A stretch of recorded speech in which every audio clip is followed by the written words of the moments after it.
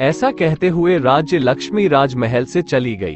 कुछ समय पश्चात एक दिव्य रूप धारण किए पुरुष महल से जाते दिखे। राजा ने हाथ जोड़कर उनका परिचय पूछा तो उन्होंने कहा, मैं यज्ञ देव हूँ, जहाँ राज्य लक्ष्मी होती है वही मेरा काम होता है, इसलिए मैं भी आपका महल छोड़कर राज्य लक्ष्मी के पास जा रहा हूँ। ऐसा करते करते कई सारे देवी देवता राजा विक्रम सिंह की महल को छोड़कर चले गए, जिनमें यश, कीर्ति आदि देव भी शामिल थे।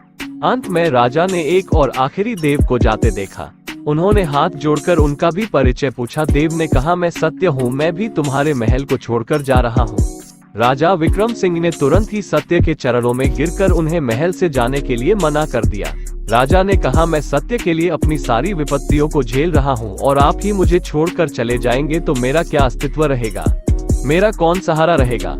सत्यदेव ने कुछ समय सोच विचार किया और राजा के वचनों को ध्यानपूर्वक समझा तो उन्हें मालूम हुआ कि उनकी सत्य के प्रति दृढ़ता के कारण ही यह सभी स्थितियां उत्पन्न हुई है, क्योंकि राजा सत्य का पालन करते हुए ही इंद्र के छल में फंसे हैं। इसलिए सत्यदेव ने महल से जाने का विचार छोड़ दिया और महल में ही रुक गए।